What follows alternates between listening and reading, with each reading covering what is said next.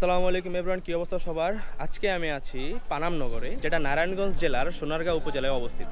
এর ঐতিহাসিক গুরুত্ব হচ্ছে 1500 শতকে বারোভূয়াদের একজন ইসা খাঁ, যিনি এই সোনারগাঁকে বাংলার রাজধানী করেছিলেন। এর মূল কারণ হচ্ছে এর পূর্বে রয়েছে মেঘনা নদী এবং হচ্ছে পশ্চিমে শীতলক্ষা নদী। শীতলক্ষা নদীর তীরে তখনকার ব্যবসায়িক নৌকাগুলো আসতো এবং এই নৌকা করে ইংরেজ থেকে হচ্ছে খাস কাপড় এবং বাংলা থেকে হচ্ছে মসলিন কাপড় রপ্তানি হতো, যার কারণে এই বাংলায় এই সোনারগাঁকে ব্যবসার মূল কেন্দ্র হিসেবে প্রতিষ্ঠা করা। এবং আরেকটা মজার ব্যাপার হচ্ছে এই যে পানাম নগর, এটার মধ্যে শুধুমাত্র তৎকালীন যারা উচ্চ ব্যবসায়ী ছিল তারাই বসবাস করত। আর এই পানাম নগরের স্থাপত্য নিয়ে দুটি মতবাদ আছে। ডব্লিউ অল্টার বলেছিলেন এই পানাম নগরটি হচ্ছে সুলতান আমলে প্রতিষ্ঠিত, কিন্তু এখানে কোনো সুলতান আমলের নিদর্শন পাওয়া যায়নি, যার ফলে তার এই মতবাদটি গ্রহণযোগ্য হয়নি।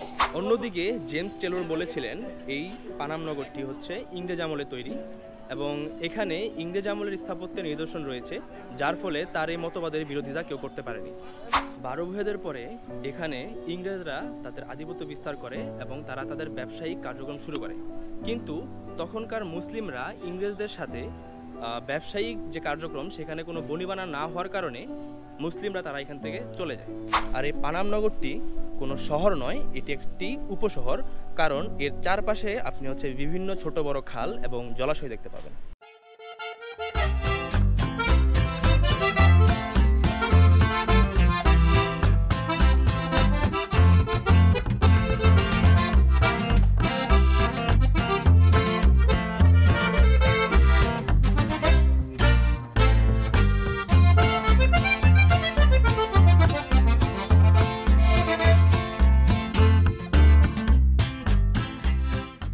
সিটি বলার কিছু নেই, সারা বাংলাদেশই জানে, মোটামুটিভাবে সারা বাংলাদেশকে পৃথিবী জানে। যারা ফরেনার আসে ওরা অনেক যাই নিয়ে আসে।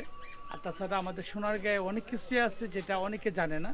যেখানে ইশাকার আমলে যে ইশাকার রাজধানীটা ছিল যখন, তখন এখানে নীলকুঠি, যেটা নীলকুঠি, নীল চাষ করতো ইংরেজরা, সেটা এখানে আছে।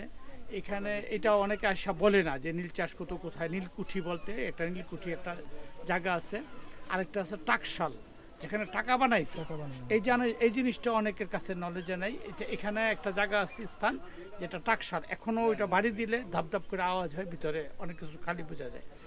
আর সোনারগাঁ সম্বন্ধে এখানে পোদ্দার বাড়ি ছিল, সর্দার বাড়ি ছিল, যেটা আমরা সোনারগাঁ এখন জাদু মিউজিয়াম যেটা বলি, এটা আসলে আমরা ছোটোকাল থেকে আমার দাদার দাদাও বলছে যেটা সর্দারের বাড়ি ছিল, ইশাকার সর্দারের বাড়ি ছিল।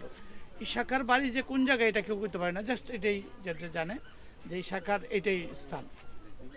আর ইশাকার সর্দার বাড়ি ছিল ওই পাশে, বিলুপ্তি হয়ে গেছে, এটা ভেঙে গেছে, শেষ হয়ে গেছে। আর পোদ্দারের বাড়ি ছিল ওই পাশে, একটা পোদ্দারের বাড়ি আছে। পোদ্দারের বাড়িও সেম এই জাদুঘরের মতো অনেক বড় পোদ্দারের বাড়ি। হ্যাঁ, 100টা রুম আছে, অনেক বড়। এটা তো এখন এটা যায় না কেউ, কিন্তু এটাও এই সোনারগাঁ, এটা হচ্ছে সুন্দর আরো পোদ্দারের বাড়িটা। হ্যাঁ, এই আর কি। আপনারা হচ্ছে 500 বছরের একটা আছে আমাদের, এখানে একটা ব্রিজ আছে, এটা উঠানো হয়েছে। তারপর 500 বছর আগের একটা মসজিদ আছে সোনারগাঁর। হ্যাঁ, এটাও দেখতে আসলে কেউ যাইতে চায়, গোয়ালদি যেতে পারবে, হয়তো ঘুরে আসতে পারবে। ভাই এখানে এসে তো ভাই অনেক কিছু জানতে পারলাম, অনেক কিছু, মানে এগুলো যেগুলো আমার মাথায় ছিল না, এগুলো ওদের থেকে জানতে পারলাম আর কি।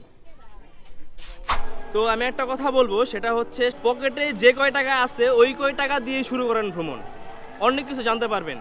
এমন অনেক কিছু জানতে পারবেন যা আমাদের পাঠ্যপুস্তক বইয়ে নাই, অনলাইনে নাই। এরকম অনেক কিছু আপনারা বিভিন্ন অঞ্চলে গিয়ে স্থানীয় বাসিন্দাদের কাছ থেকে জানতে পারবেন। তো আজকের ভিডিও আমার এই পর্যন্তই, দেখা হবে নেক্সট কোনো ভিডিওতে। ততদিন পর্যন্ত ভালো থাকেন, সুস্থ থাকেন, সবাইকে ভালো রাখেন। আল্লাহ হাফেজ।